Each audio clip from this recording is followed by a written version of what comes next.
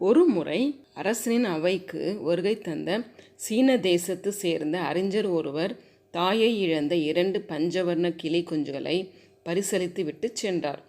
பஞ்சவர்ண கிளியை அதிர்ஷ்டத்தின் சின்னமாக கருதுபவர் என்பதால் அரசன் மிகவும் அகமகிழ்ந்து தனது நாட்டின் பறவைகள் பயிற்சியாளரை அழைத்து இவற்றை நல்ல முறையில் பராமரித்து பழக்கப்படுத்தி பறப்பதற்கு பயிற்சியளியுங்கள் என்று கட்டளையிட்டான்.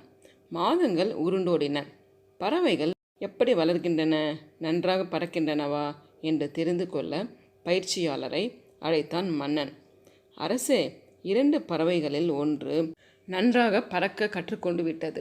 மற்றொன்று எவ்வளவோ முயற்சித்தும் அது அமர்ந்திருக்கும் கிளையை விட்டு நகர மறுக்கிறது என்றான். உடனே மன்னன் தனது நாட்டில் உள்ள பிரசித்தி பெற்ற கால்நடை மருத்துவர்களையும் பறவையியல் நிபுணர்களையும் அழைத்து பறவைக்கு என்ன ஆயிற்று, அது ஏன் பறக்க மறுக்கிறது என்று ஆராயுமாறு கட்டளையிட்டான். அவர்களும் அதை முற்றிலும் பரிசோதித்துவிட்டு, இந்த பறவையிடம் எந்த குறையும் இல்லை, உடலில் ஊனமில்லை, ஆனால் அது ஏன் பறக்க மறுக்கிறது என்று புரியவில்லை அரசே என்றனர். உடனே தனது அமைச்சரை அழைத்து, என்ன செய்வீர்களோ ஏது செய்வீர்களோ தெரியாது, இந்த கிளி இன்னும் 2 நாளில் பறக்க வேண்டும் என்றான் கண்டிப்புடன். சில நாட்கள் கழித்து ஒரு நாள் தனது மாளிகையின் உப்பரிகையிலிருந்து வெளியே பார்க்கிறான். கிளி அதே இடத்தில் தான் உட்கார்ந்திருந்தது, நகரவே இல்லை. மன்னனுக்கு என்னவோ போலிருந்தது. நாட்டுப்புறத்தில் உள்ள வயலில் வேலை செய்யும் விவசாயிகள் அல்லது மூத்த குடிமக்கள் எவரையேனும் அணுகி இது பற்றி கேட்க வேண்டும்.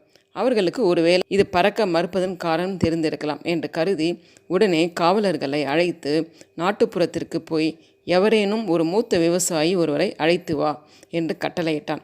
அடுத்த நாள் காலை கண் விழிக்கும் போது அந்த பஞ்சவர்ண கிளி மரத்தை சுற்றி அங்கும் இங்கும் பறந்து கொண்டிருப்பதை பார்த்தான். அவனுக்கு ஒரே சந்தோஷம். இந்த அற்புதத்தை செய்தவரை உடனே அழைத்து வாருங்கள் என்றான். அந்த விவசாயி மன்னன் முன்பு வந்து பணிந்து நின்றார். எல்லோரும் முயற்சி செய்து தோற்றுவிட்ட நிலையில் நீ மட்டும் கிளியை எப்படி பறக்கச் செய்தாய்? மன்னன் முன் தலையை வணங்கியபடி விவசாயி சொன்னார், அது ரொம்ப சுலபமான காரியம் அரசே. மரத்தில் ஏறி அந்த பறவை உட்கார்ந்திருந்த கிளையை நான் வெட்டிவிட்டேன், வேறொன்றும் இல்லை என்றார். இறைவனும் சில சமயம் அந்த விவசாயி போல் நம்மை நமது சக்தியை உணர செய்ய வேண்டி நாம் அமர்ந்திருக்கும் கிளையை வெட்டி விடுவான். அது நமது நன்மைக்கே.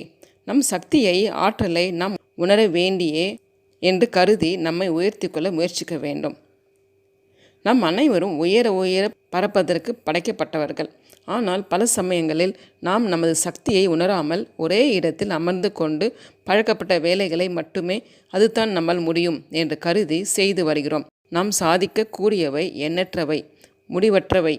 ஆனால் நம்மில் பலருக்கு அது கண்டுபிடிக்கப்படாமலே போய்விடுகிறது. செக்கு மாடு போல் ஒரே இடத்தில் மிக சுலபமான ஒரே வேலையை செய்வதில் தான் நாம் ஆர்வம் செலுத்துகிறோம். ஆகையால் தான் பலருக்கு வாழ்க்கை ஒரு உற்சாகமாக, த்ரில்லிங்கான, மனநிறைவான ஒன்றாக இல்லாமல் மிகச் சாதாரணமாக கழிந்து விடுகிறது.